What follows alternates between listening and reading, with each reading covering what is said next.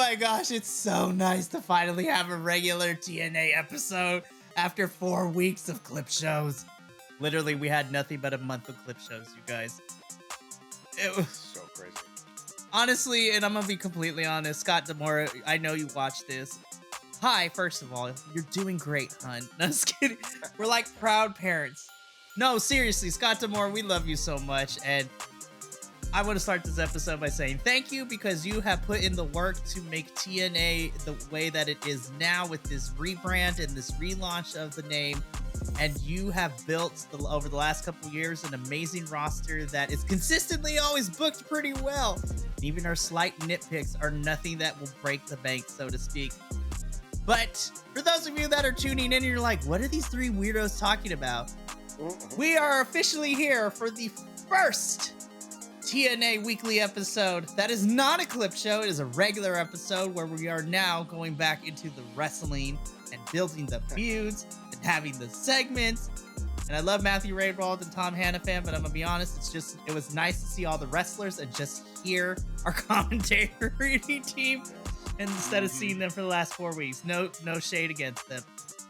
But welcome to the inaugural regular weekly episode of Takedown Troop, your weekly TNA wrestling recap, review, spoiler cast, podcast, video cast. We're literally trying to find all the casts because, we want to make sure this gets out to whoever and whenever. I am your host, Mikey. I am in the lead position for right now, but I can never do this alone without my other lovely two co-hosts. Joining me once again this week for TNA Wrestling is, of course, Papa Oso himself, Will.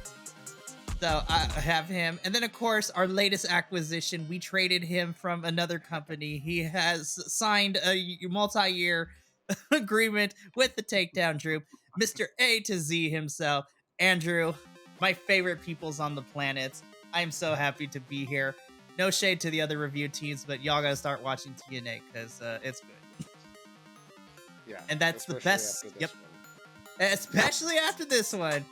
And JVL, I'm going to consistently call you out until you give it a chance and watch out this. This is not a little indie promotion anymore. So, forget you. No, I'm just kidding. I love you, JVL. It's great.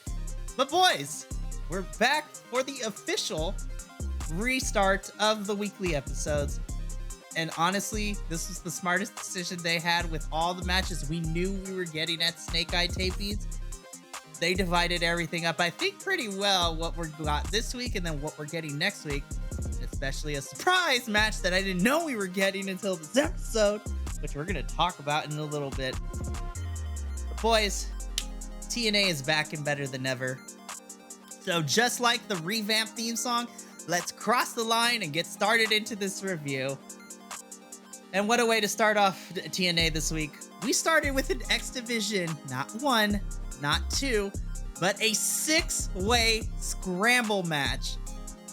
Holy Toledo, this was amazing. So this match saw Kushida versus Trey Miguel versus Laredo Kid versus Speedball Mike Bailey versus, being borrowed from AAA in Mexico, El Hijo del Vikingo. And then, of course, the biggest of the X Divisioners in this match. What's my name? Jake something, y'all. So good.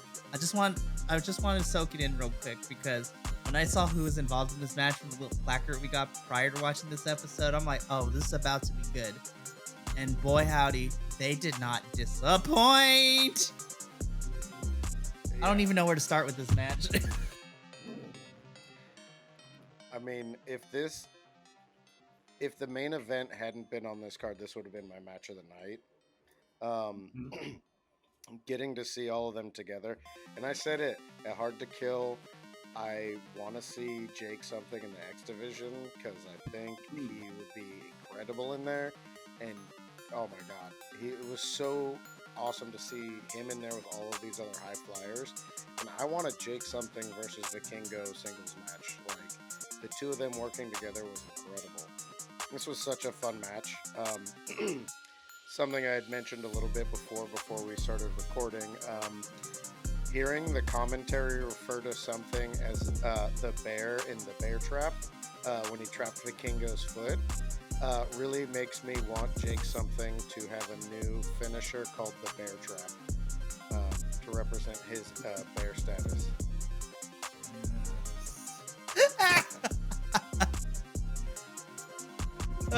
I mean, I'm not gonna complain about that. Vikingo sold that very well, by the way, because it was. I'm like, from a technical standpoint, I'm like, really, that's what we're doing here. But I didn't care. I thought it was fantastic, and Vikingo was like, oh heck no. Let me tell you, I love the back and forth, like when he kept chopping at Jake, and Jake is like, bring it. Yeah. So good. Woo. And it was like David and Goliath. It was like David's and Goliath in that room. There was just a lot that went on in this match that I really... The finishing sequence is one of the best things that I have seen this year. And we're only like 3 weeks into the new year, which is crazy. So let's see if I can accurately recap the last like minute or two. Kingo hits... I don't even know what to call it on Trey Miguel. Like, that was crazy. And folded him like a lawn chair, which then prompted Speedball Mike Bailey to get to the top rope and moonsault onto Kushida on the outside for no apparent reason. Then Vikingo and Laredo Kid went at it. Spanish Fly from Bailey and Laredo on top. I gotta tell you, man, the Jake's finisher into the void is probably the coolest looking thing I have seen in the last couple of weeks. Like, that finisher was great. And I'm gonna be honest, I'm kind of happy to see that Jake won this match. Heck yeah. I was very excited that he won this match. Ugh. I want to see Sabin and Jake fight at some point. Chris Sabin versus Jake something would be such a good match. And as we've seen before, Jake can work with any type of wrestler. Shoot, me and Will covered Emergence as one of his first pay-per-views, and like Jake's match versus Sonata was probably one of my favorite matches of that whole entire pay-per-view, which is crazy. So Yeah. I want to see, honestly, I want to see Jake go up through the X division a little bit and then dethrone Sabin. I think it's a believable reason for him to lose that title because Jake something is such a beast. And the match that they could have would be amazing. And the way that Jake works with the smaller high flyers and everything, like he took up that poison Rana, and it looked great. Which is crazy for someone his size. Like, so I would love it. I think keep pushing him. I think this was the right victory for sure. Oh, absolutely. I totally 100% agree. Will, what were some of your thoughts, some of your favorite things from this six-way scramble? You know, other than this is like amazing, I have to say I really enjoy. You know, the funny thing is I love Jake something and I love watching him wrestle, but I was really kind of focused on Kushida and Kingo in this match because I just love those guys. I love watching them, and man, because I think I messaged you, Mikey, I was like, or maybe I put it in the group chat about the Kingo's like a machine. My God, he just goes and goes and goes and goes and goes. And I was just like, dang. My mouth was open through most of the match because of course I love Mike Bailey as well. I think he's fantastic, but I was watching those two almost the whole match up until Jake was starting to like literally annihilate everybody. But I was just like super high energy. I was totally into it. It pulled me right into the episode. So I was like, okay, this is gonna be good. And maybe it's just I've just been so starved for like an actual episode. But I don't know. But it was like I was in it. I was like, yes. It was so funny because I knew it was a regular episode, but I literally when I started watching it, first started going, I was like, my brain was literally still in clip show mode. And then when it was like, oh, wait a minute, it's not a clip show anymore. That's right. I was like, oh, thank you, Jesus. And then they gave us that match, and I was like, hell yes. It's so good to be back. It's so good to be back. So yeah, this match ruled. It did. did. And I It agree. really did. The main event did not happen. This would have been my match. Oh, I 100% agree with both of you too. This is definitely my match of the night. Had the main event not been the main event. And you know, Will, to briefly quickly talk about it too. You know, I was like, am I being biased because of the fact that it's been a whole month since we had a regular episode? Maybe I'm enjoying this, you know, as much as I did.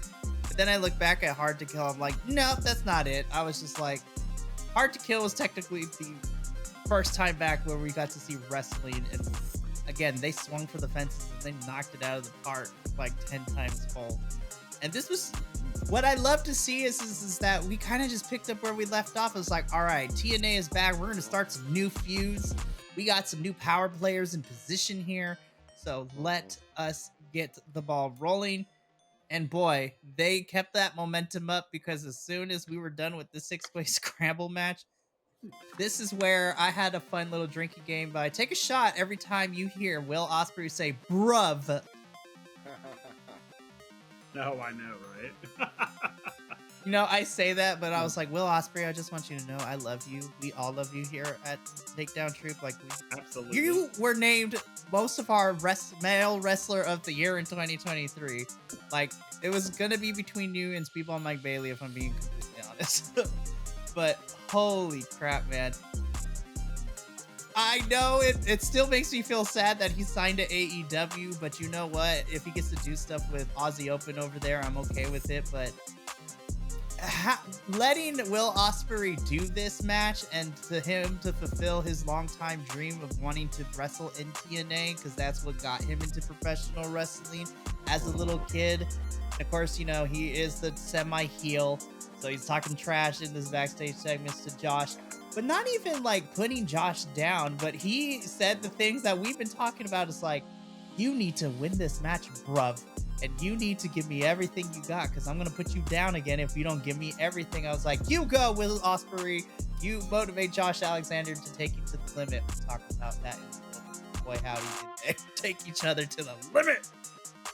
I definitely like this promo felt like it was Will Ospreay putting over Josh Alexander. You know, just watching it, just the promo when I saw it the first time, I felt it was different. Like you said, it felt like he was attacking him, but it was almost that like, I know you're better than this, and you're gonna need to do better to beat me. So I liked how that kind of built into the main event. It was almost inspirational. Yeah. I mean, I was like, when he started talking, I was like, okay, here we go, trash talk time. And then he started going, and I was like, did he just like beef up his opponent? Yeah. I was like, he totally just beefed up his opponent. I was like, all right, that's cool. I can respect that. So yeah, I thought that was pretty cool. Pretty cool. I love it. It made me like him a little bit more. And we talked about this before on previous episodes too, when Will Ospreay was there for Bound for Glory, and then his first encounter with Josh Alexander at like the Fallout tapings for Bound for Glory, and even when we got to see him at Turning Point for all this. I still go back to the speech that Will gave at the end of his match, you know, at Turning Point, where, you know, wrestling is his life. This is what he loves to do. It's what gets him out of bed in the morning. His bread and butter, but I don't want to say he's one of the few wrestlers, because there's a lot of wrestlers that love professional wrestling, but you could tell that he loves this business. And the fact that and you know what, I may criticize Tony Khan a lot over the Dynamite reviews, but the one thing I've always liked with Tony Khan is, like, with the big signings like this, Tony Khan lets them finish up where they're currently at, and if they want to do other shows before heading over to AEW, they can, because Will is under contract with New Japan, and Tony Khan is letting him finish up in New Japan, so after February, he's done. But then the fact that he gets to wrestle in both Impact and TNA. Not many wrestlers in this day and age can say that I got to wrestle in TNA. Not to mention the first rebranded TNA episode.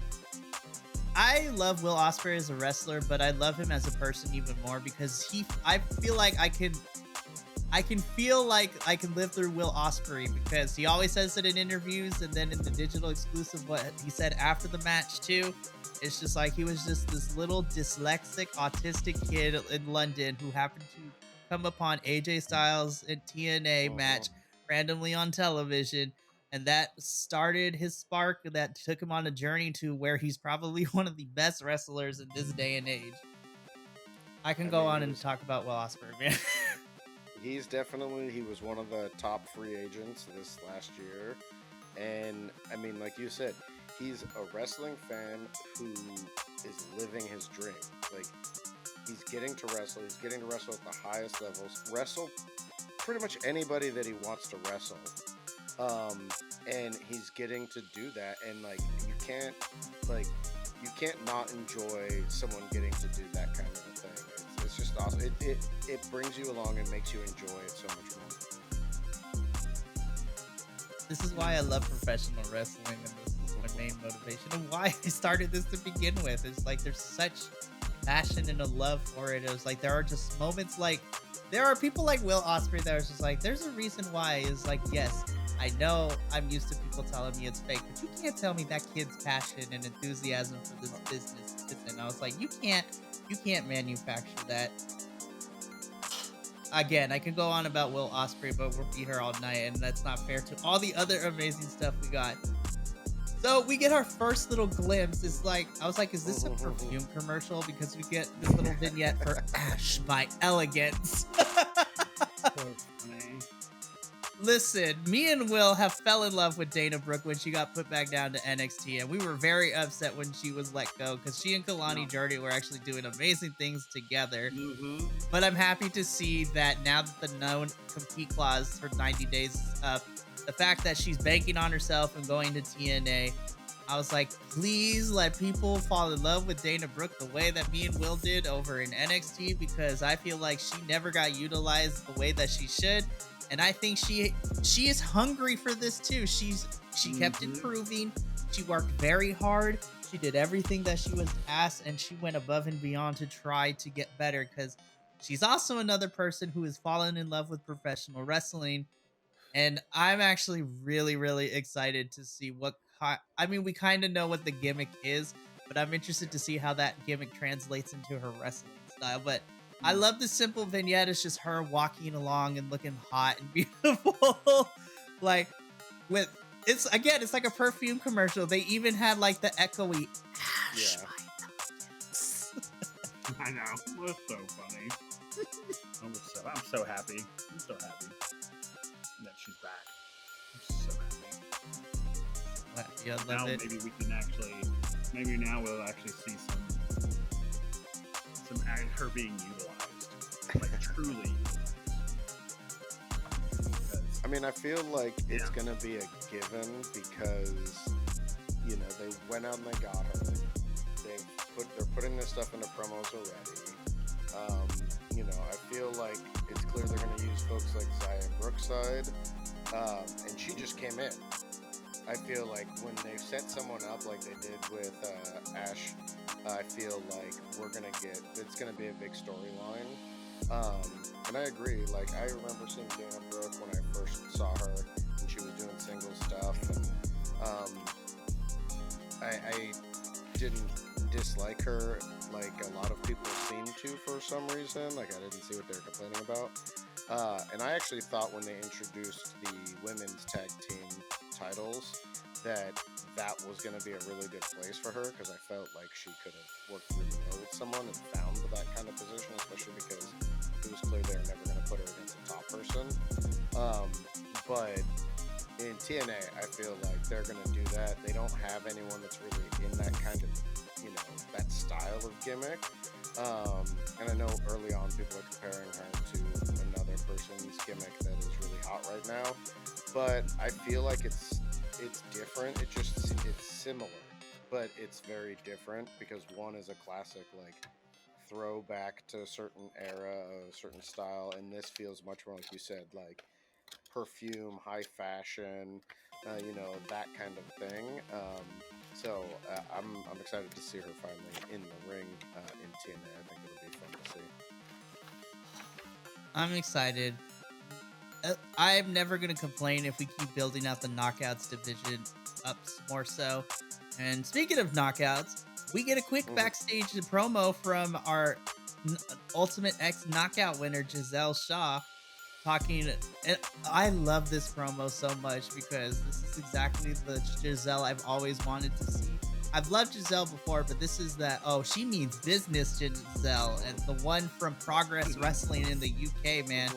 Like when she had her feud with Kanji, when during that whole championship feud during the pandemic for Progress Wrestling for the women's title, man. I would love to see Giselle bring back the lead pipe like she had in Progress, but I don't think that's going to happen and translate very well here in the United States. But I love this promo. She says that, you know what? I'm here. I mean business, and Jordan Grace needs to have her head on a swivel because I'm coming for her at any time. And then I found it interesting because who comes in during this whole thing is Gail Kim. They both start with J. So confusing. I saw they were on the Canadian version of the Amazing Race together, representing TNA, which was kind of crazy to hear about, which was fun. I haven't seen any episodes, but you know what? It sounds like a good time. But Gail Kim is planting the seed. She's like, "See, you didn't need this, SHAW-ntourage. You're this badass woman. You can do this on your own." I'm like, are we teasing a breakup? Like, because Giselle didn't get mad at Gail. She's just like, she just looked at her with disgust, but she didn't deny anything. I was just like, oops. I was thinking about this after watching the show, and I kind of feel like they might split up the SHAW-ntourage, and like I could see Jay Vidal going into like X Division or tagging with someone, because I think he could make a good tag team with some of the other talent that they have. But the first thing that came to my mind was I feel like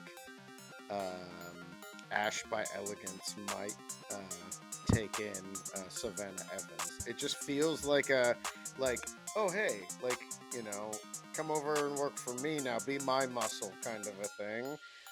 But I'm interested to see where they go with it. I also wouldn't hate that, because seeing an Ash by Elegance versus Giselle Shaw feud could be pretty awesome too.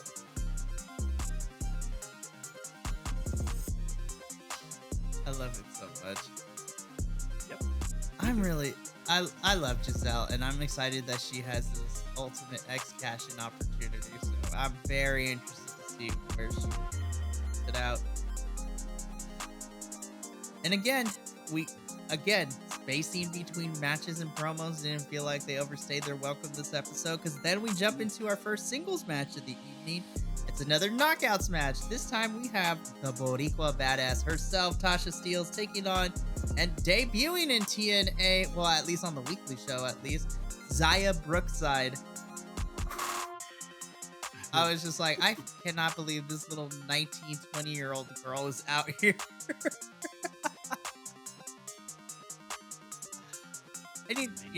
I just want to say, I never want to objectify my wrestlers, but I was just like, I feel like this is the prettiest that I have ever seen Tasha. Not that she wasn't pretty before, but I feel like this is the most confident I have seen her within the last couple of years too, in her ability and in herself too, and it exudes. I love Tasha, you're great, but this match was pretty fun too.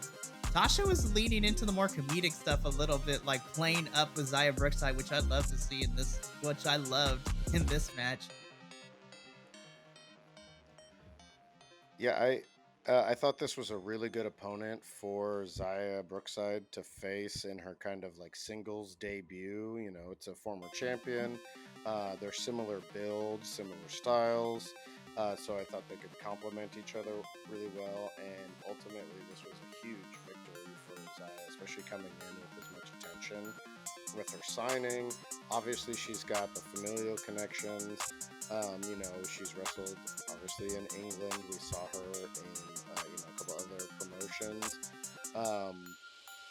She's kind of this part of this young generation who, they started at such an early age that they're making it to this level, you know, basically before most people even graduate college.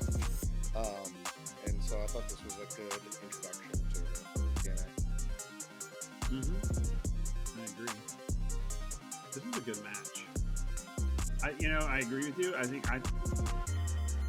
think this is a good introduction match into TNA for Zaya. I really do, and I agree everything Andrew that said. I think that it was so evenly matched that it was like it didn't feel like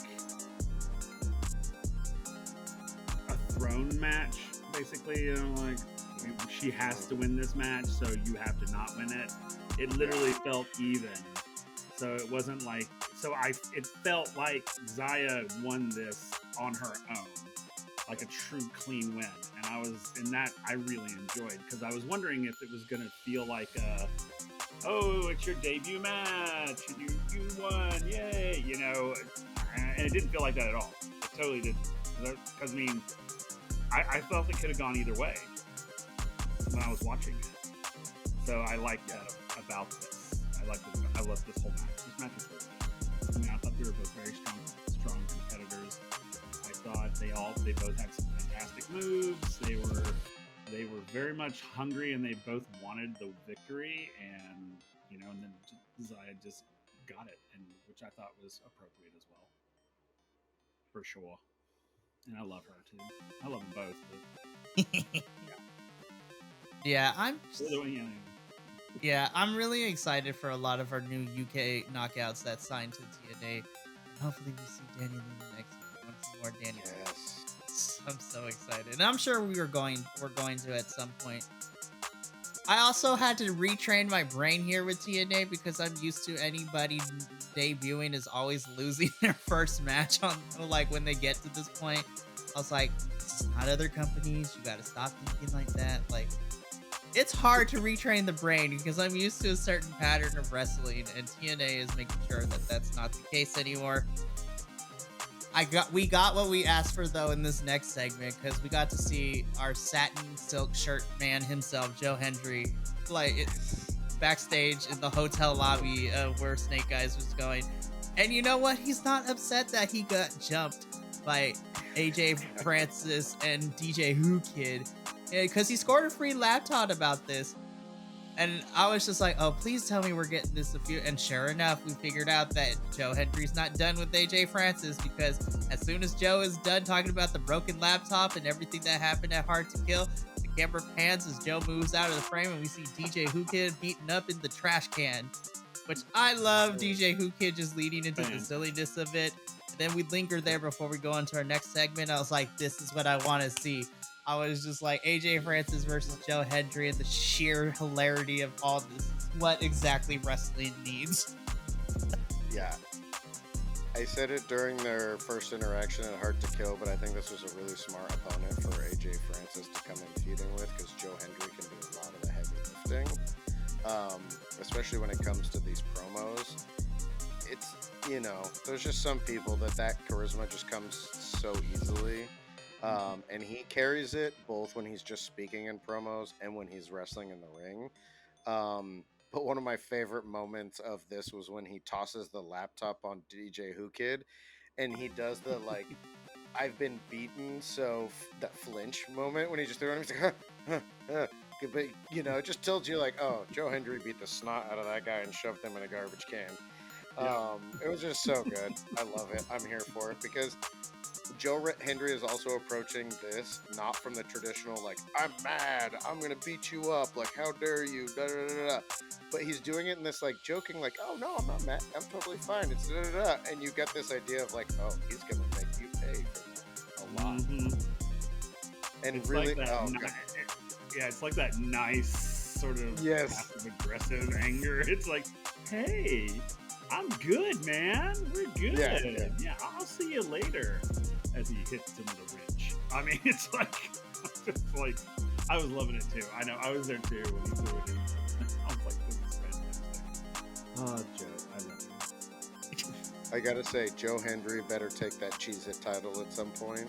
Oh, yes. Yes, indeed. That would be fantastic. That would be brilliant. Listen, I'm never gonna complain if you just want to throw random titles on Joe Hendry, because he will sell that thing out the wazoo. It is gonna be so much fun. I loved it so much. He's like the ultimate showman. He And I really love that is. about him. He just has a magical presence, which is crazy to say about a character.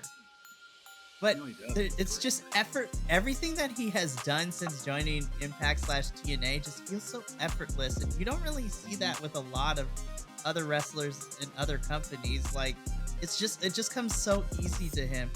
Shoot, and I know that some of us have differing opinions when he had his match against Simon Miller at Turning Point, but he even made me invested in that short build. I was like, this is an online beef, but I'm kind of here for this online beef match. It was so much fun. Like I think one of my ultimate matches that would be amazing to watch, especially the build up, would be Joe Hendry versus Dalton Castle from Ring of Honor. Oh my gosh, please, let's do it, please. Scott Demore, if you listen to this, I need you to talk to Ring of Honor, because honestly, a Ring of Honor TNA show is exactly what we should. And hopefully we can see everything. Okay, so let's talk about this next match, because the match itself was awesome. But then we got the first big surprise for me this evening, and I'm so here for it. So we see Grizzled Young Vets taking on Frankie Kazarian and Eric Young. The match itself was great. Again, Andrew can probably back me up when I say this. It's so nice to see tag team wrestling, especially knowing that the Grizzled Young Vets are like at the top of my top 5 tag teams around the world list of like tag teams, if that makes any sense. Frankie Kazarian and Eric Young are no slouch either, man. Like, they also work very well as a team together. This match was awesome. But more importantly, I think what I feel like was the important bit is that Frankie and Eric Young both knew that this match wasn't for them. It was to showcase Grizzled Young Vets to those who are not familiar with their work. And you can feel and see, and you can just, all the exudiness of British style tag team wrestling, and just even the way that they taunt is so different than American style of taunting here in wrestling too. I would like to call this as a masterclass of tag team wrestling.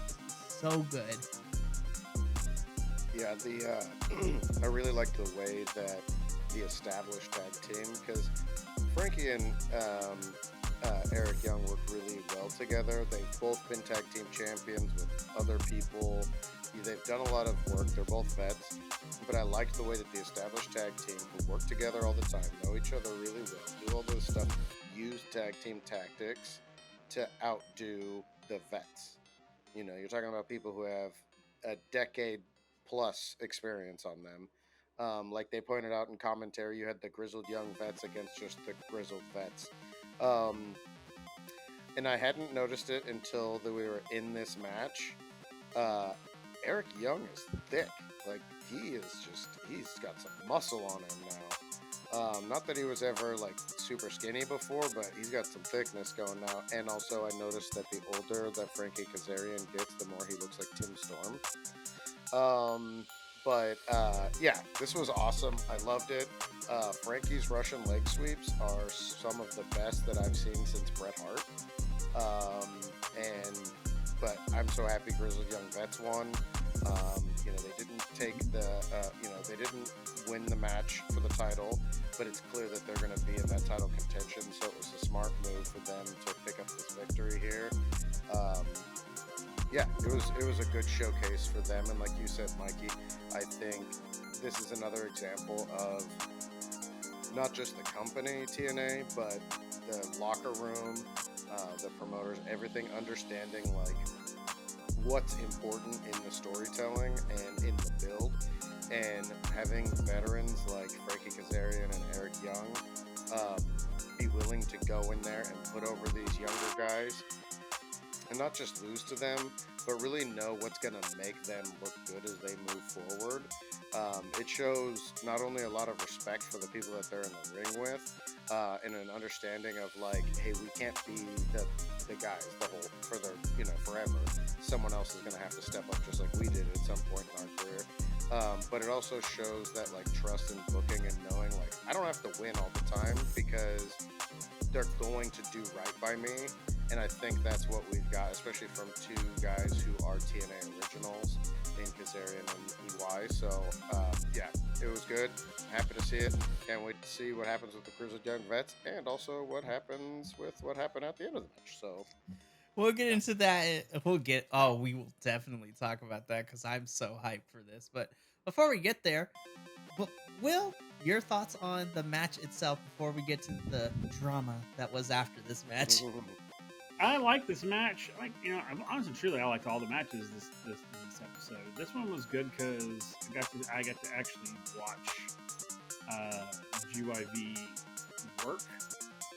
Like truly work when it's just them and another team.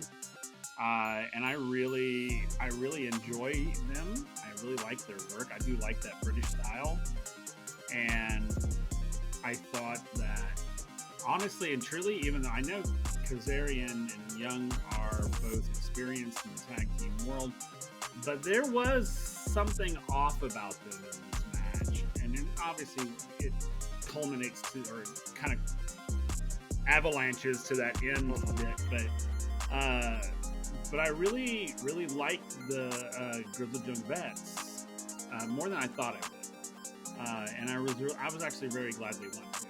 I was kind of, as I was watching them, I was like, okay, you guys need to win.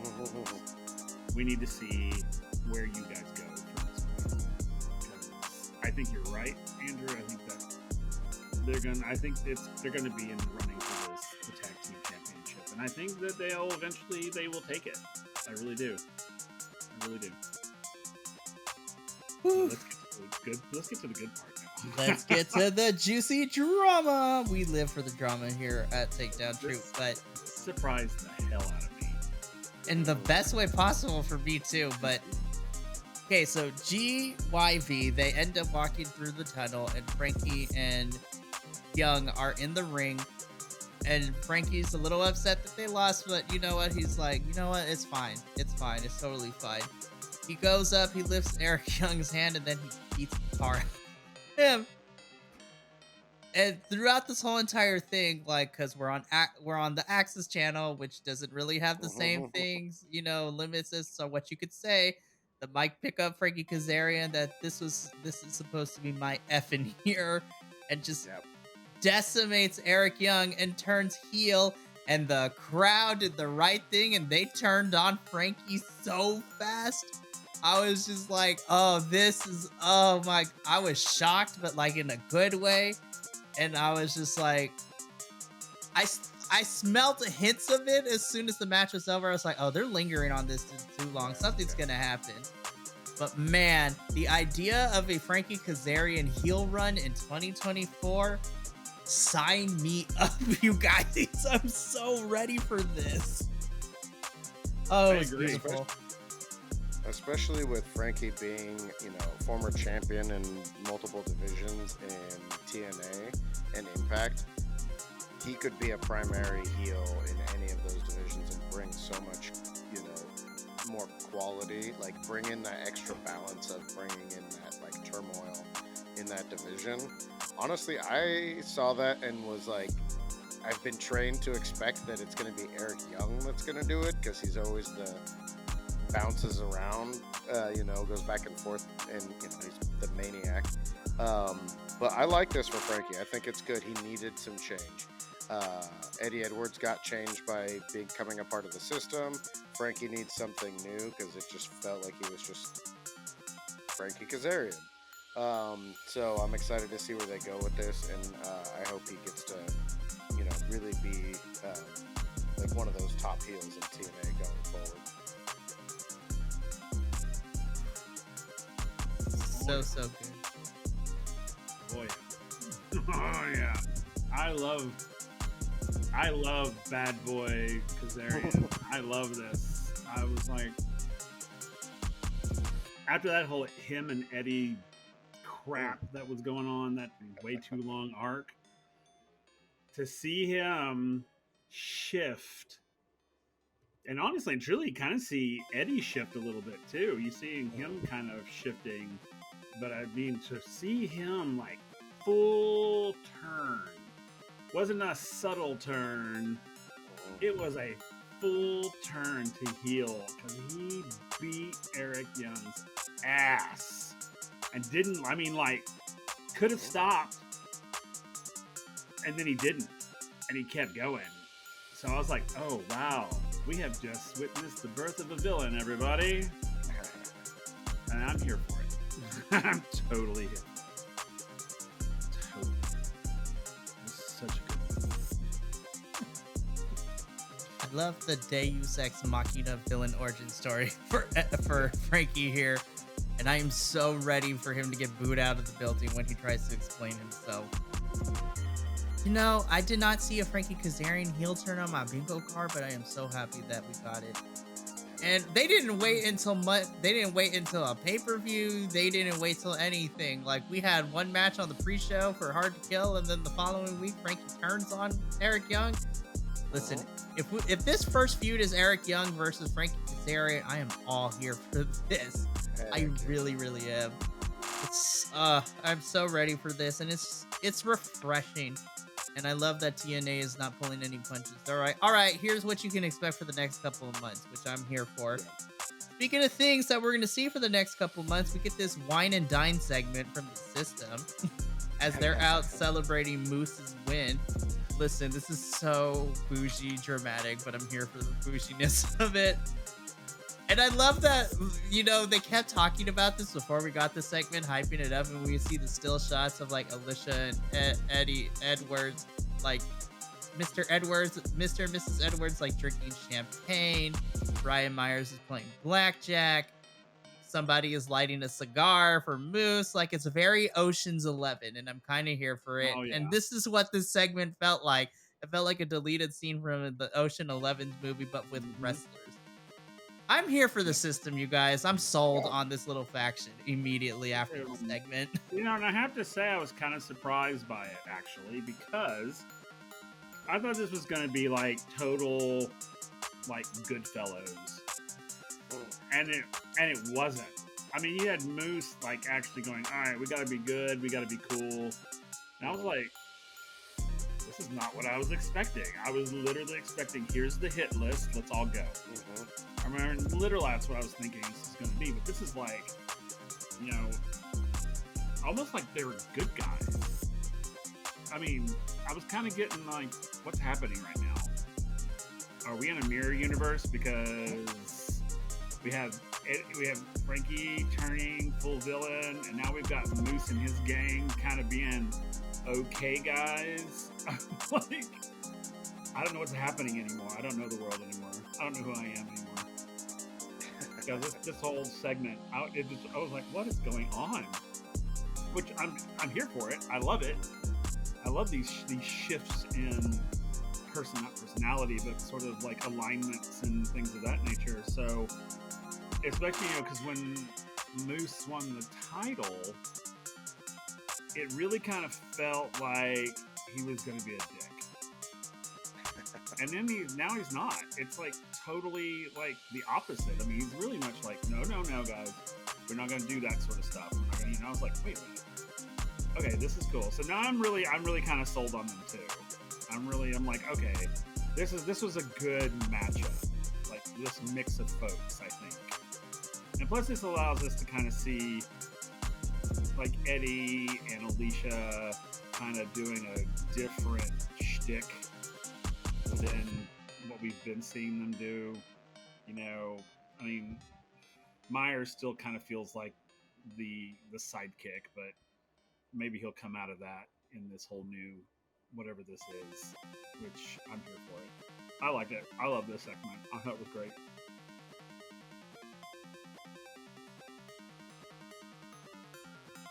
Andrew, any thoughts, opinions, feelings? Yeah.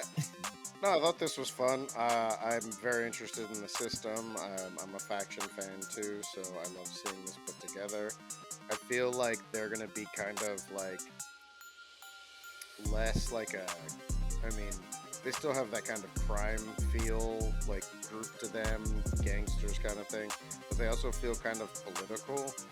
Like from their perspective, the things they're going to do are either right or for the greater good of what they think that is.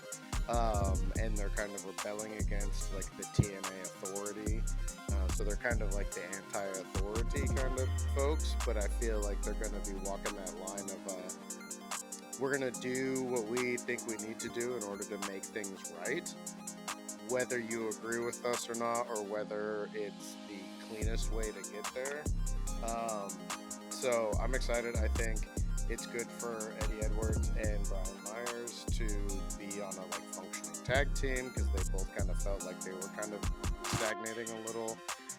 Moose holding that title, I think, is a great thing for that faction. And Alicia Edwards, you know, she's got the whole Knockouts division to face off against, and she's got some history with a few of them. So, yeah, I'm here for the system, and, you know, I'd be interested to see if we're going to see any other factions kind of spring up following this. They feel like anti-heroes. It's like Maclin.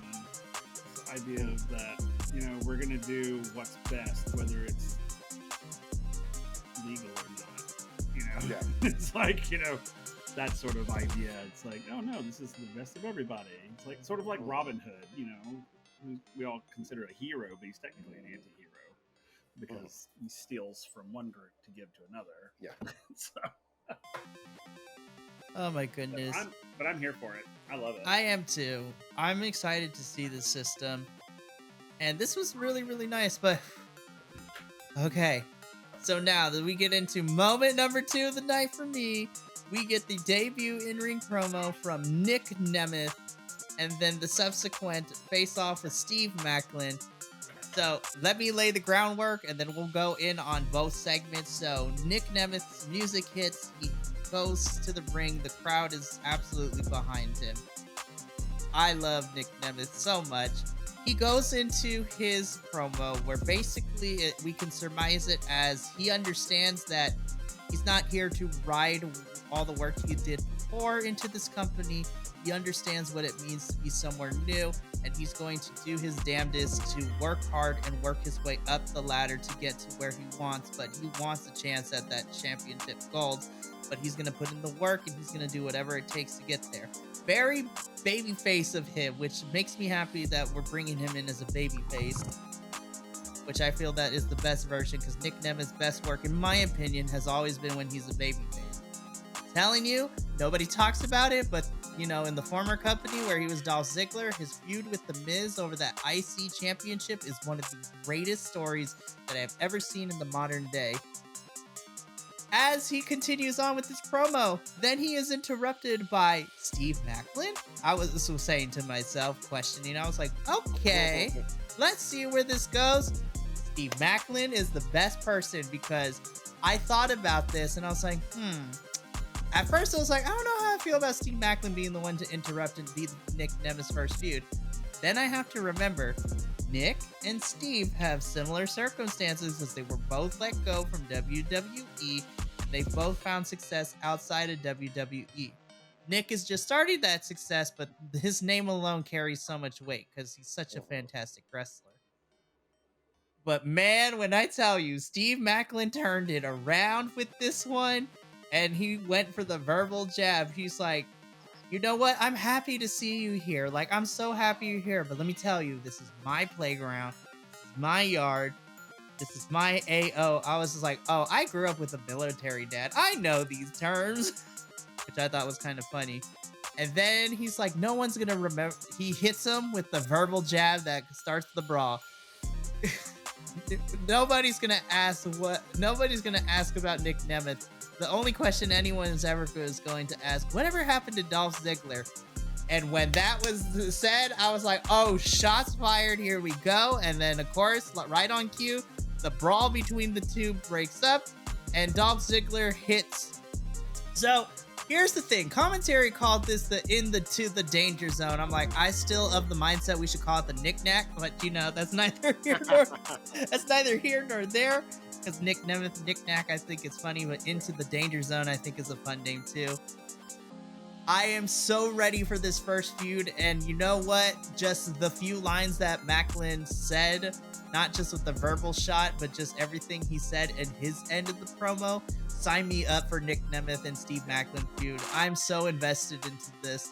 And I'm really happy because, again, I feel like Scott Demore is watching us because we said that we wanted to see more of Steve Maclin get back into the groove of things since coming back from injury. And he's immediately going to be Nick Nemeth's first feud, which is so good. And I'm super excited. Oh my gosh, you guys. Okay, so now let's talk about our feelings about this, because this was also my second highlight of the night. This has me excited for... This episode did a good job of laying the groundwork of what to expect for the next couple of months, and I'm here for this, but I'm going to pass it over to my co-host because I'll be here all night talking about the intricacies of what I liked about this whole entire thing. But Andrew, I'm going to come to you first. Nick Nemeth's promo, Steve Maclin's rebuttal, the fight, and the feud that's going to start everything off for both men in 2024.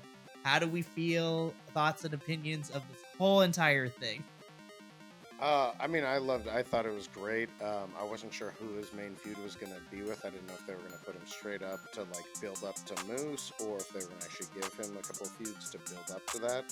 I think Maclin's a good choice. We know Nick Nemeth can work with anybody and make them look amazing.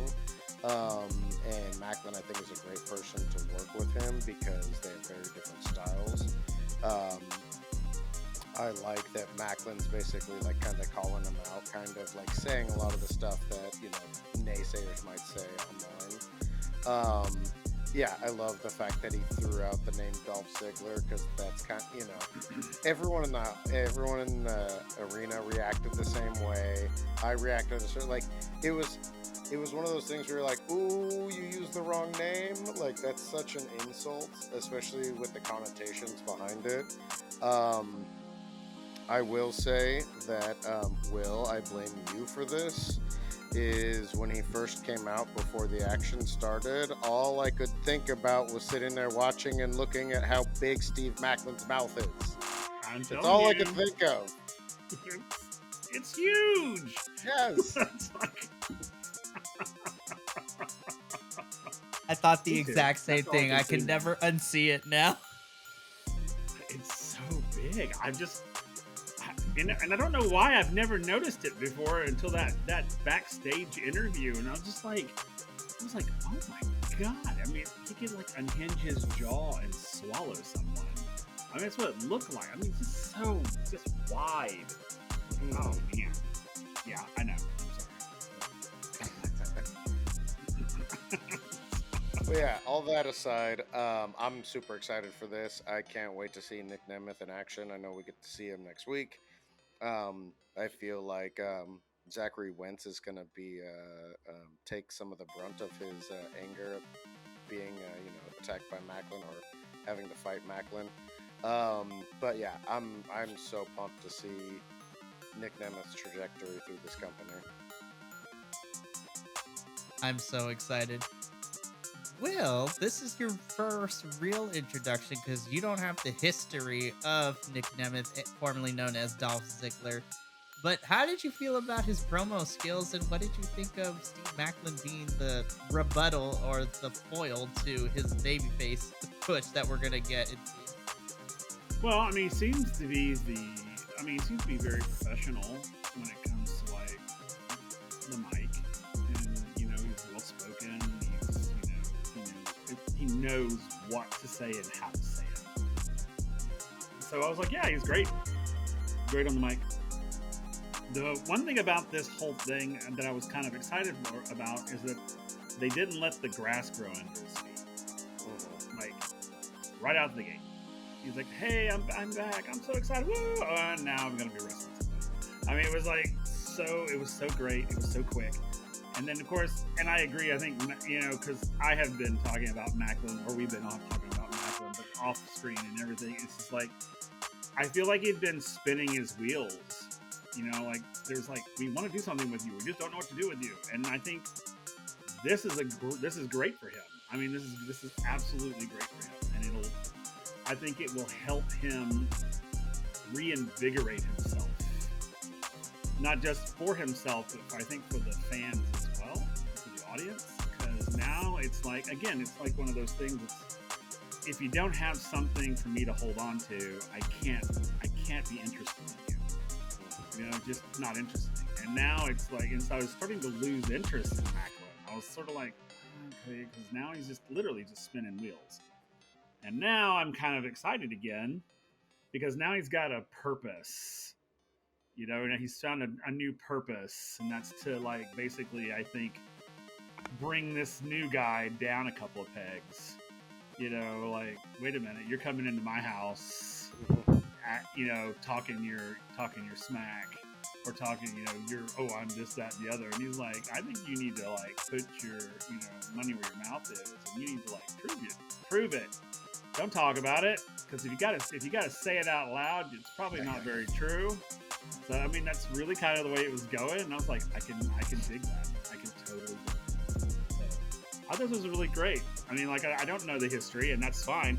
And I don't necessarily think I need to know the history, because technically he's starting brand new, and all that matters for me is who he is right now in this company, how he presents himself, how he performs. So I don't really, originally I was like, oh, I don't know this guy. I gotta go Google search. And then I was like, but then I was like, wait a minute, I don't have to, because this is literally a brand new character that I get to watch happen, like, from the ground up. So I'm excited. The biggest thing that I was excited for is they didn't let the grass grow under his feet. So it wasn't like, hey, I'm here and you won't see me wrestle for like a month. You know, it's like, which is what I was kind of worried that might happen. It's like, oh, we're letting the honeymoon, once the honeymoon's over, then we'll get into whatever. But no, they just, like, right out the gate. And I was like, yes. And I was excited that it was Maclin that was doing it, actually. So, because I was beginning to worry about it. Because, I mean, literally, it's like, oh my God, what do you got to do? You've got nothing to do. We need to find you something. And boom, they did. Awesome. And man, yeah, I'm excited for Nick Nemeth and Steve Maclin's feud. I'm excited to see how his match with Zachary Wentz goes next week. And then TNA just decided to be like, hey, you thought that was cool. Here, hold our beer. Because then we get a backstage interview with Jordan Grace, and she goes through the fact that she came back with a vengeance. She knows what it's like to work through the division, and now she's back on top while making sure to put over Trinity. And lo and behold, like Shazam, but like Trinity appears in a poof with the magic neon dust, and she also puts over Jordan. But she's like, you better be ready, because guess what, kids? We're getting a Knockouts Championship rematch next week. I was like, what? I was like, hold up. I was like, oh my, listen, I'm not ready, you guys. Like, I thought their match at Hard to Kill was crazy. I don't know how this is gonna go, but holy Toledo, I'm so ready for this. Will, I'll come to you first. You know, I squealed like a 13-year-old girl when she said that, because I thought she was done. I thought she was done and out. After, you know, because all that very emotional loss at, you know, Hard to Kill and like this, that, and I was like, oh, you know, all right. And then all of a sudden she pops back in there, and I was like, what is happening right now? And I was like, oh my God. You know what I would love to see, and this kind of goes into kind of the night. Here's what I would love. I would love for them to rematch. I would love Trinity to take the belt back. Then Giselle Shaw challenges Trinity, and then beats her and takes the belt. I want to see that. I would be here for that. I totally would. But I am super excited that Trinity's like gonna rematch for that belt. I'm super excited for that. That's like, that Ultimate X always ends up being a foil because it can pop anytime. But all right, Andrew. Wouldn't that be awesome though? Wouldn't that be amazing if Giselle Shaw? It would be, but took that belt. I'm not saying it's gonna happen, but I would like to see it happen. That would be amazing too, but okay, Andrew, apparently we don't have to wait long for round 2 between Jordan and Trinity. We're literally getting it next week. It's hard for me because, you know, I have to take into consideration some of the rumors and things that are going around. outside of that, like, I mean, I'm super pumped for it again because I'm down to see this matchup again. Especially if the rumors are true, because that means we get to see this match again. We get to see the rematch. I think if Jordan wins, it's similar to Trinity picking up those back-to-back victories over Deanna. It kind of helps cement him, like, hey, this wasn't a fluke. I really am the better wrestler, and that makes her look strong going forward. I think I've been, not spoiled, but misled with Ultimate X winners. So I'm excited for Giselle Shaw to have won that, but I want to see the build that I would like them to give for her going after that title with the Ultimate X.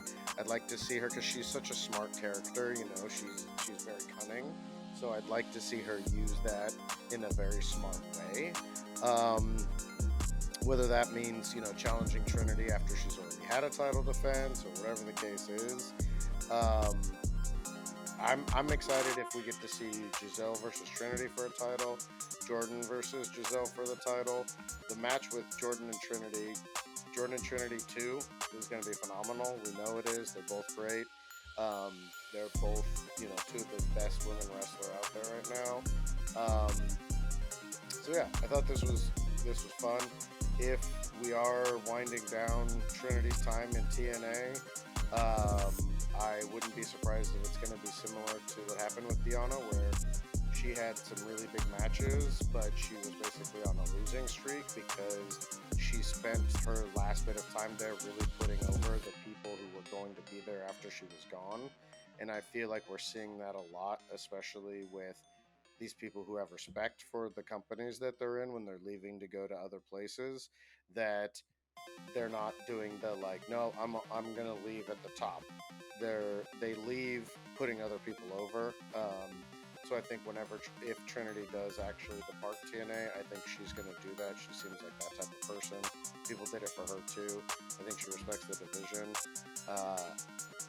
I'm personally, selfishly, I hope that Jordan holds that title for a while. If she does drop it quickly, I hope she picks it back up.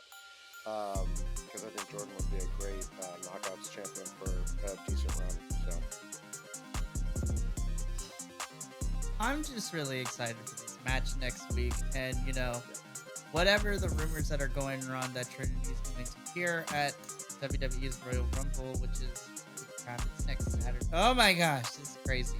But anyways, I'm excited for this rematch. I thought we were gonna wait longer to get it, but I was like, oh boy, I'm so excited! What a treat! And then we get our good palate cleanser of the evening, comedic spot.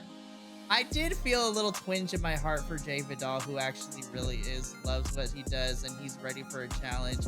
And then he picked the wrong person because PCO gets reanimated and comes out and wipes the floor with him in like 2 minutes, which is amazing.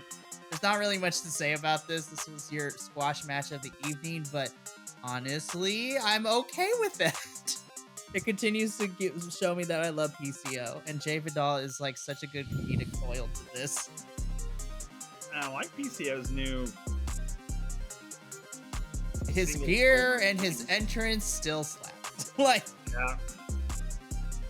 And I didn't realize how muscular he actually is.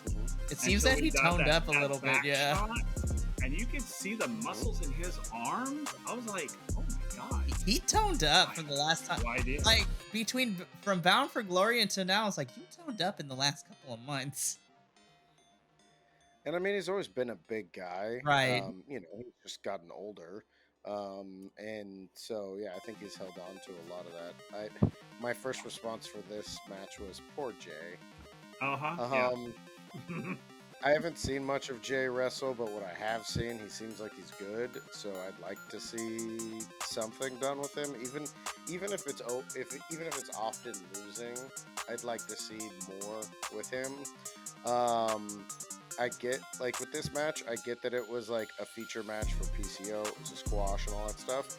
I think what they could have done was make it a little longer and give Jay, basically let Jay throw a bunch of offense at PCO that PCO just basically shrugs off, and then just finishes Jay Fidel, because it still makes PCO look strong, like nothing that Jay is doing is going to hurt him, but we get to see the skills that he has, and then, PCO still wins. But it was a squash, so, it was what it was. It was probably one of the quickest squashes I've seen in recent history, which is saying something considering some of the other shows that we watch.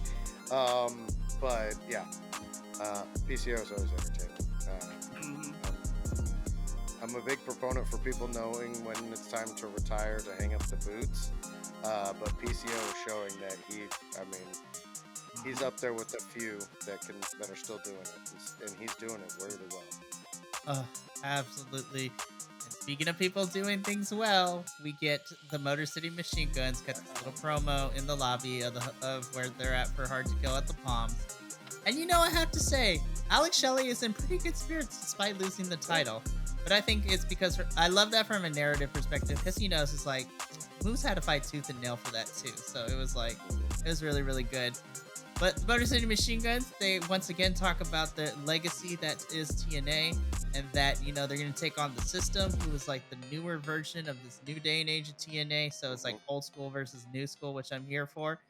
And then they didn't even have to say anything. All of a sudden, I see a shadow in the corner, and then out comes Kazuchika Okada, who basically says is that next week I come back in TNA, which, by the way, for those of you who don't know, I'm so happy to see Okada back in TNA under a management that knows what they're doing, and also, Scott Demore is very respectful of all the wrestlers that come visit, because Okada was actually in TNA with that horrible Green Hornet driver gimmick they gave him. So if anyone is familiar with the Green Hornet, he was the Asian sidekick driver character. It was so racist. It was so bad, Will. It was so bad. Oh, I can imagine. But especially when you consider the history of that character, too. Yeah. But I love seeing that Okada is coming back and underneath better circumstances, because Scott Demore is like, we ain't gonna do this to Okada. And Scott Demore is doing anything and everything to try to get Okada to go in TNA. I don't think it's gonna happen, but you know what? I love that Scott Demore is like, hey, if y'all just want to come in and have a couple matches, and then you decide this ain't for you, then go for it. Because we literally get banging matches, which leads us into our main event. Holy shit, I'm gonna talk about this right now. I think I speak for all three boys here. This was our match of the night, and we talked about it way before earlier in the show, but holy crap, I didn't know if they were going to meet or exceed my expectations that when we got the initial match after Fallout tapings from Bound for Glory. Lord have mercy, did these boys blow past those expectations, and they blew the first match out of the water. Holy crap, this was 30 minutes of just art. This was 30 minutes of art. Yeah, the crazy thing is, it did not feel like 30 minutes. No, it did not. But this had the same effect on me that the Mike Bailey Will Ospreay match had. I was so focused on it. I was just like, oh my god, oh my god, oh my god, oh my god, and vocal and yelling and it's like, oh, because it was so great to watch, because from a visual perspective, because you watch Will Ospreay just kind of try his best to knock Josh down, just hit him just as quick as much as he can, just to sort of get him to weaken him, basically, so that he could finish him out. And Josh just kept coming back, and I was just like, oh my god, this is killing me. It's so killing me, because Will nearly pinned him several times, more so than I think Josh did. And was making, because I've been wanting Josh Alexander. One, he has needed a win, and it was time. And two, I was excited for this match, because I was like, if he's gonna win a match, it needs to be this one. And these two men fought and they fought to the very last minute. Fought. Because neither of them wanted to lose. Both of them wanted to win. And you could tell. I mean, the hits were hard. They were loud. I mean, Will kicking Josh in the face multiple times. Like, I was like, I don't see how he's still standing. There was a couple of moments there. I was like, somebody needs to call an ambulance. I think he just took a bone to the brain. I mean, it was like so impactful and so loud that I was just like, oh my God, the whole time. I mean, it was so good to the very end. There wasn't a low moment. It's like, see, I'm getting all just talking about it. I was just like, so yeah, it was so good.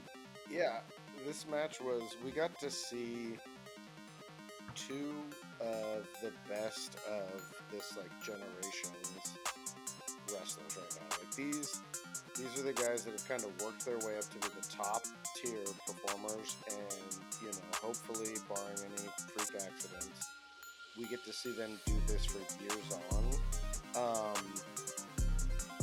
Just their styles are so different, but they appreciate wrestling. They have a passion for it. They appreciate the industry and the fans. They're incredibly skilled at what they do, and their styles. Like they talked about this at one point, was saying how Osprey and Alexander are very similar in size, but they're very different in makeup. Like Josh Alexander has that freestyle Greco-Roman wrestler strength. Like when you feel the strength of someone who does like collegiate wrestling, it's a different kind of strength than people that just work out and stuff like that. And like we got to see that with some of the catches that he was able to do on Will, and just like his style. But it was so great to see the like fortitude of Josh Alexander in this, because like you said, Will, he took a beating. He ended up being the person going through the table. He got hit with a few hidden blades. He got a Styles Clash, multiple phenomenal forearms. Like he was just getting laid out. Some of those kickouts were like, they were so good. Like the way he just kind of rolled, and it was just like this, like, I'm not gonna quit. I'm not gonna give up. Like you're gonna literally have to kill me to get me to not kick out before 3. And some of the counters that they hit on each other, like when Josh caught Osprey into that German, and then just slammed him back, then picked him right up and hit that power bomb into a backbreaker, was just vicious.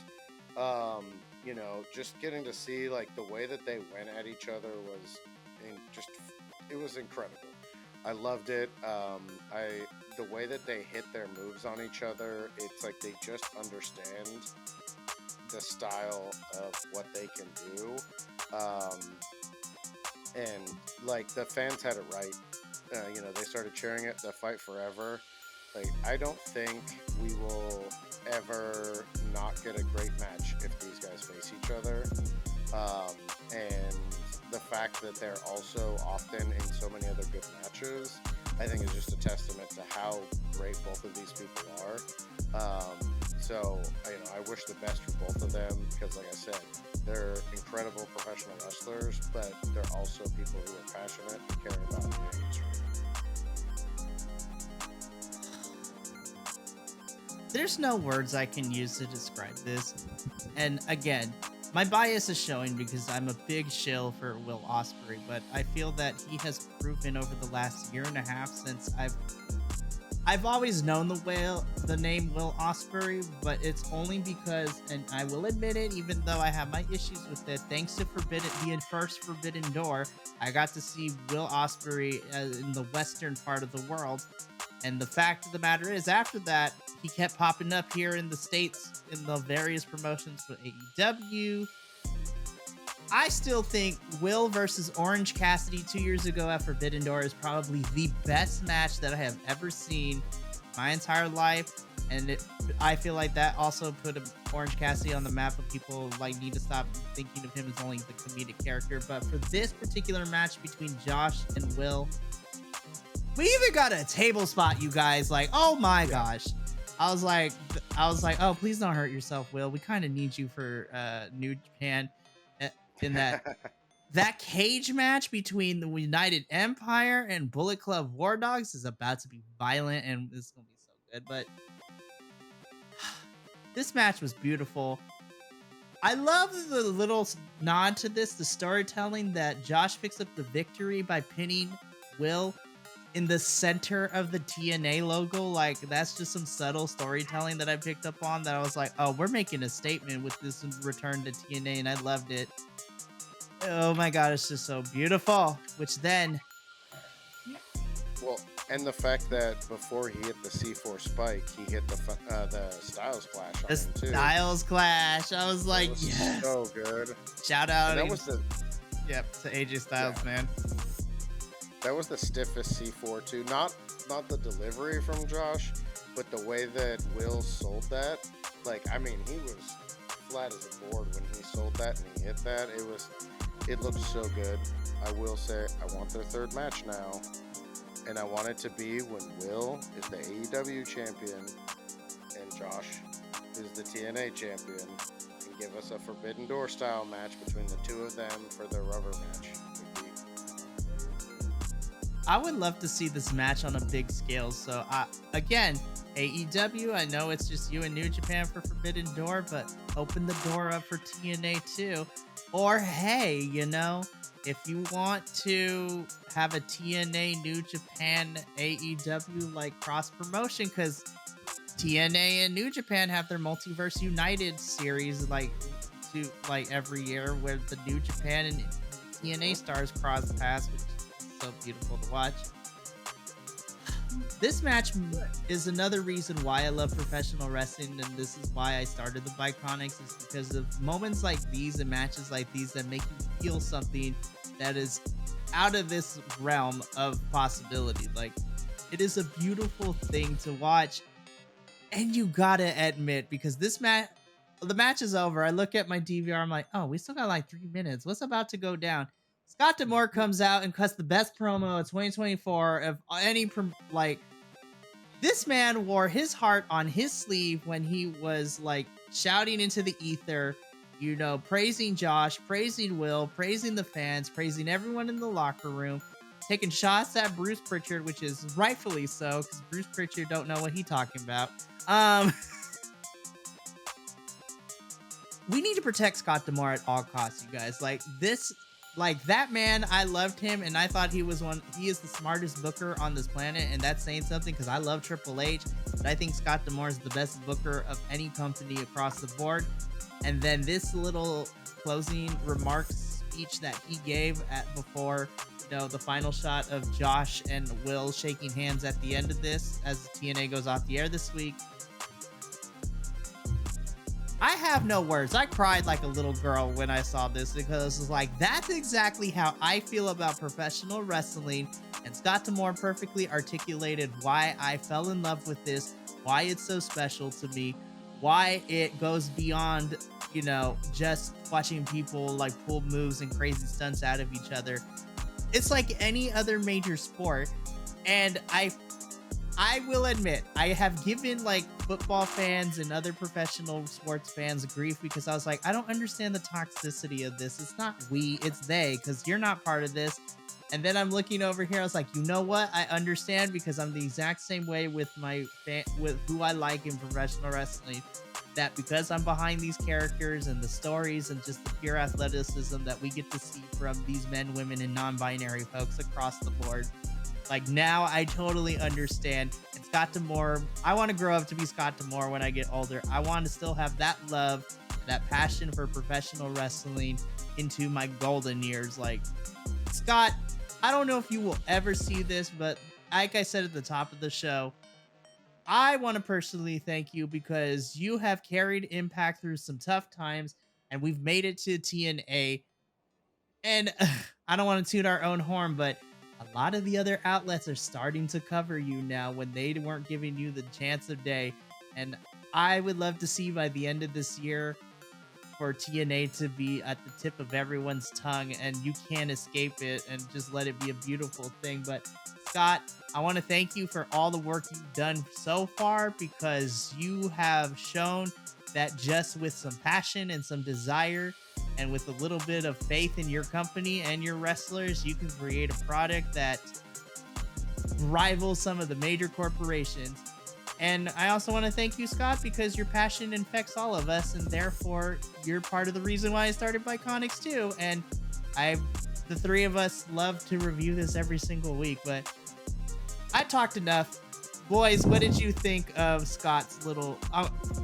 whoever wants to go first, what did you think of Scott's speech at the end of this episode of TNA? Holy... Yes, well, that is right. When Scott Demore came out and started his speech with that was right. Like, this was the perfect planning for where this speech should go. We just got this incredible match. We started out the night with an incredible match. We got all this exciting stuff that's leading us into the future for TNA coming out of their first big pay-per-view with the rebranding. I was so fired up that you could tell that everyone that was there was fired up. I know other people at home that were watching it were fired up. I was getting goosebumps listening to him talk about TNA and professional wrestling and all that stuff, because even though there's been times where I've taken a break from watching professional wrestling, I watched professional wrestling probably from the time that I was 6 years old, all the way through the Monday Night Wars and the Attitude Era and all that stuff into the early 2000s. So it's been a big part of my life, and listening to him talk about it, it's not only one of those things where you're like, yes, I can connect with that, but it's almost a bit of validation. And I think what you're talking about, Mikey, when you're talking about sport, fans that are fans of, sports teams and other types of sporting events, it's an investment. I understand. I watch other sports and stuff too. And so when you have an investment in what you're watching, it enables you to buy into it. You believe into it. You feel the things that are happening.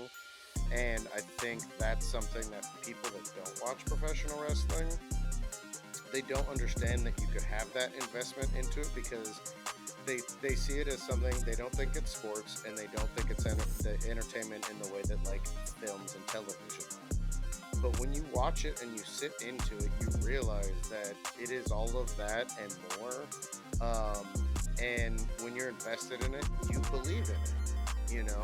We all understand that it's scripted. We all understand that there's people planning these things behind the scenes, and we understand that for the most part, most of them are friends, and they're not these characters that they picked, but we're invested and we're willing to suspend our disbelief to go on that journey with them.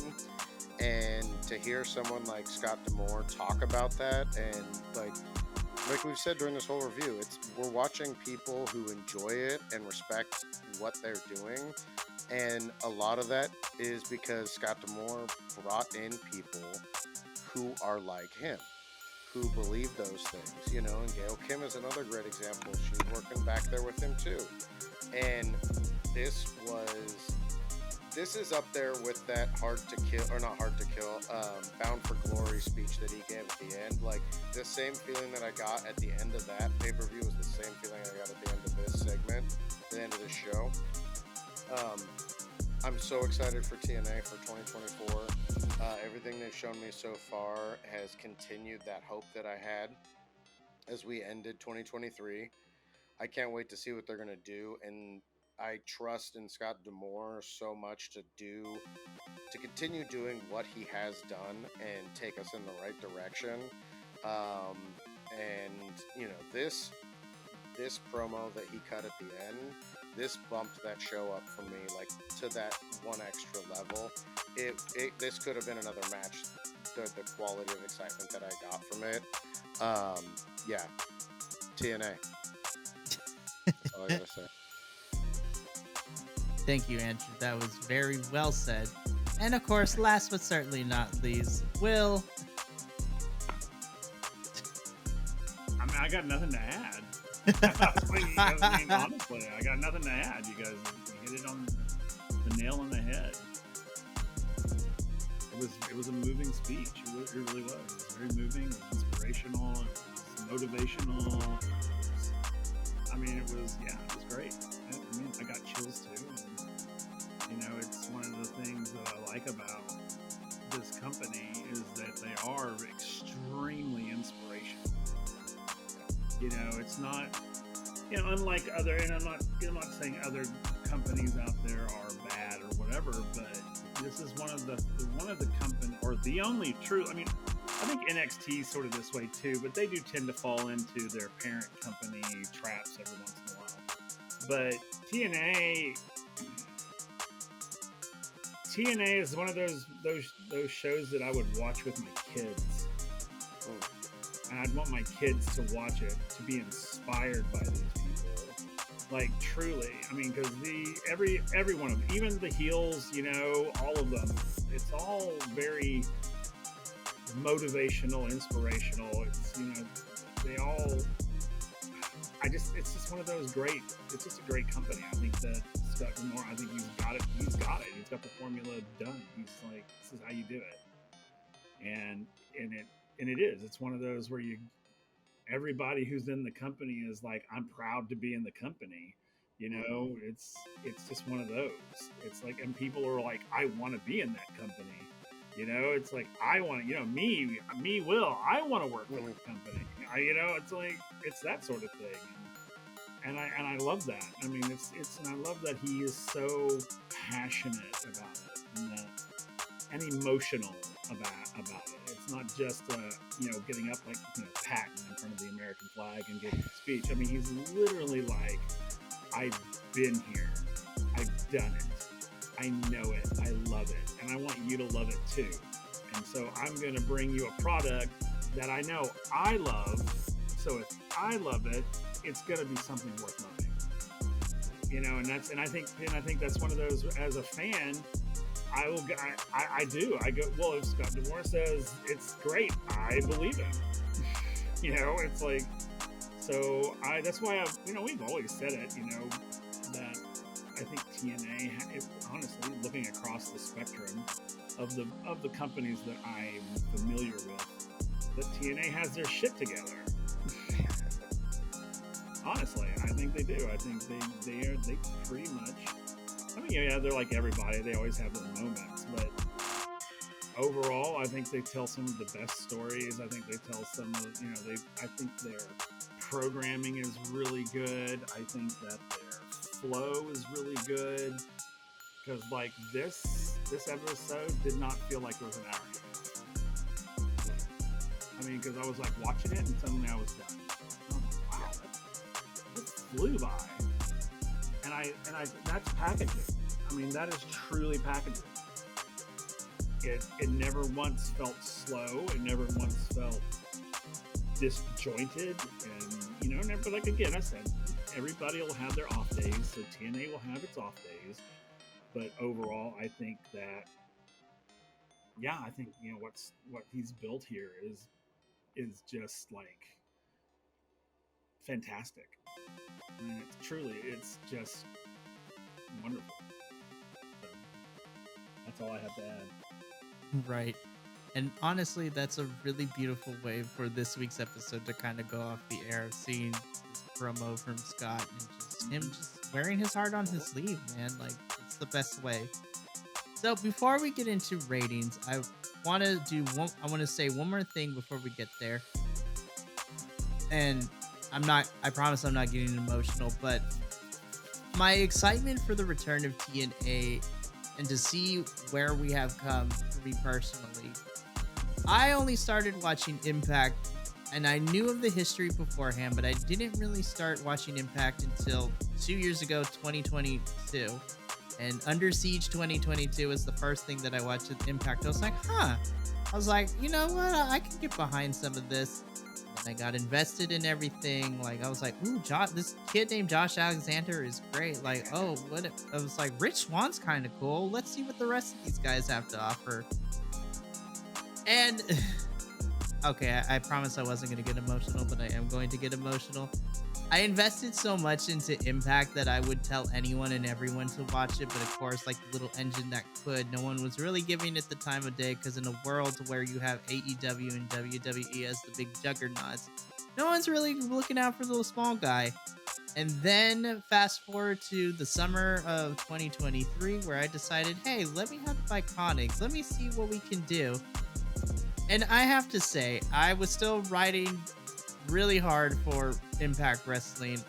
When we started Bi-Conics during the summer, I ended up being the only person who would be willing to watch and review, and that was okay with me because I love my little engine that could.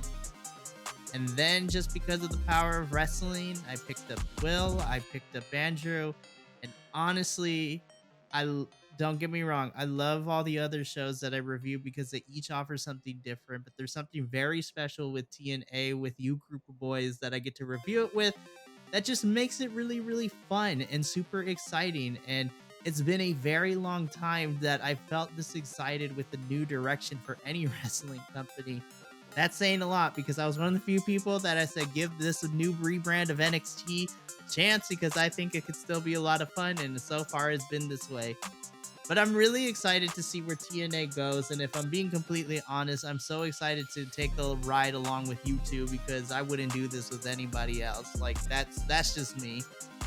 So that is my little emotional spiel. So let's get out of here, kids. Let's do this rating real quick. I'm gonna go first. I'm biased as hell. I don't care what people say on the internet. This is getting an 8.5 out of 10 for me. Like, there is very few things that I could find wrong with this show. For me personally, and it's using metrics I can't necessarily verbally describe, it wasn't quite at a 9 or 10 for me, but 8.5 is still really, really strong. It didn't feel like a 2-hour episode because I watched it on the DVR television. All the matches were really fun. I guess the only nitpick I have is I agree with Andrew when it comes to the Jay Vidal PCO match that I wish I saw Jay get a little more often sin while still making PCO look strong. But other than that, man, all the wrestling was good. Those backstage segments that we got were awesome.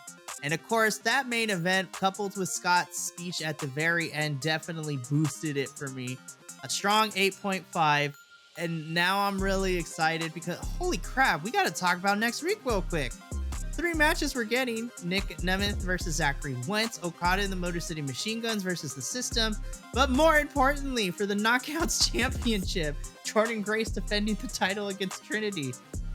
I'm not ready, you guys. And that's only the 3 we've got so far. But there's so much more. I'm so excited. But 8.5 out of 10 for me. Andrew, we're going to come to you next.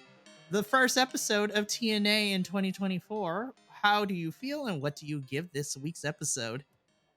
I loved it. Like I said when I was talking kind of about Scott's promo at the end, we started off really strong. We finished even stronger. We got to see a really great tag match for a tag team. I'm super excited to be there. We got to see some really good promos for what we're going to see coming up in the future and the groundwork. I love the fact that we're going to get to see the rest of the tapings next week. And then we know that they have some tapings this weekend that we're going to lead into for the following weeks. So I'm excited for what they're going to have.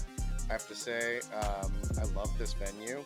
I love how it was set up. It feels like it fits so well for TNA. Unlike another company that's kind of in the same area that we were talking about that you all have gotten me into a little bit recently, I feel like TNA embraces the size of the arenas that they work in. I love the setup. I'm interested to see what we're going to see going forward with some of their other stuff. This episode, because of Scott Demore's promo at the end, I gave it an extra bonus point. So this episode came in at a 9.5 for me. Woohoo! Yeah. There was so much good stuff on here, and the way that it ended with that match and that promo, like that's Will, you reminded me when you were talking about it, when Scott talked about watching professional wrestling with his grandfather. You know, obviously that reminded me of Mikey, you telling us about how you got into it. You know, I think a lot of us who started watching when I was younger, I remember watching professional wrestling with my dad. Even though he wasn't super into it, it was something that like we watched together, and he knew I really enjoyed it. So looking back at that and thinking about like listening to Scott talk, like you said, Will, this is one of those things when I watched this where I was like, yeah, this is like the type of wrestling that I want to bond over with. Like, I would love for like my child to watch this with me and then grow up and be like, I watched TNA wrestling with my dad. So this episode, phenomenal. It's the start of a new year, a new TNA, and if this is what we're getting from them, like this, I think you're right, Mikey. The 2024, I said it 2023, I'll say it again now. 2024 is going to be the year of TNA. I'm so excited. And then finally, certainly last but not least, Will, first episode, we had 4 weeks of clip shows. Back to form now. How do we feel about the, I guess, pilot episode of this season for TNA? Well, I enjoyed this episode tremendously. I thought all the matches were fantastic. Even the JPCO one, even though it was really short. And I was okay with that. I was okay that Jay got his butt whooped. Because I think we're going to see more of him as a solo artist. I really do. And I think this was a, hey, I'm going to run my mouth, get my ass kicked, learn a lesson, and then come out like I got a whole new thing going on. So which is what I'm really kind of hoping. I'm kind of hoping that we're going to see a new Jay Vidal away from the SHAW-ntourage and all those people. I think that, and I'm cool with that. I would love to see that because I want to see more LGBTQ plus wrestlers in this business. Like, open, out. This is who I am. I'm not ashamed of it. You know, straight acting, femme acting, I don't care. I want to see more gay people. I want to see more gay wrestlers coming into mainstream wrestling. More. I know we have some. I want to see more because I know there are a lot more out there. And I really kind of hope that. So I was hoping that this is going to be a rebirth, maybe, of Jay Vidal as something more than just background. So I was okay with it, and I was like, okay, because I think something bigger is going to come from this. Otherwise, why even do it? To be honest, because if you did it just for the shits and giggles, then that was pretty shitty. You know, there's a reason for it. So I'm really kind of hoping that it is Jay's going to come into its own and kind of like become its own entity in this new TNA. So I'm kind of excited about that. I'm kind of excited to see where that goes. And yeah, with Scott Demore's speech at the end, you know, yeah, it made me think of me and my dad when we'd sit on the couch and watch, you know, Saturday mornings we'd watch wrestling together. He'd have a beer and I'd have a soda. And, you know, it was those moments. And it did. And it's like, I wish I had kids. I wish I had kids that I could share it with, you know. And so I gave this a 9 out of 10. Not because, you know, for any particular reason, just not a 9. You know, I mean, I could probably get closer to 9.5, really, because I really enjoyed the whole thing. I really did. I didn't have a beef with anything. I didn't truly have there was a lot of surprises, a lot of good surprises for me. So, you know, I'll go up to 9.5 because it was 9.5. Absolutely. So, good on you, TNA, for your non-clip show episode. Yay. That's always going to be a bonus. Yep. You hear that, Scott? No more clip shows. Thank goodness. I'm so happy. Seriously. Well, this unfortunately brings us to the end of this week's TNA review. Yeah, I'm just gonna quickly do the housekeeping. So, if you enjoyed this, make sure to follow us all over the social medias at BC WrestlePod. You can also check out everything we have here at the Bi-Conics Wrestling Podcast YouTube channel. And, you know, of course, subscribe to your favorite podcasting network so you can hear us talk about more stuff. I want to end by saying this. The Bi-Conics, all 9 of us here, have such a love and a passion for professional wrestling. And each team has their own, you know, excitement level. And we are a group of individuals that love what we do. And, you know, I want to take this opportunity to say thank you to those of you who have been sticking with us since we started this back in the summer. To get where we have gotten in such a short amount of time, there's 130 subscribers, so 130 if you like what we do, apparently. And honestly, I'm really excited because I gained 8 other brothers that I never knew I wanted, but I'm glad that I have with me along for this journey. And for all of you that watch our content, you know, comment and tell us what you like, what you dislike. Like, let's keep the conversation going. Let us know what you thought about this first episode of TNA. It's definitely a long one, but thank you for all of you that stuck by through this long episode. From myself, Will, Andrew, and the rest of the Bi-Conics boys, remember, take care of yourself, love one another, and you know what? Keep being Bi-Conic, despite what anyone else says. We'll see you next week for the next episode of the Takedown Troop, but until then, ta-ta for now.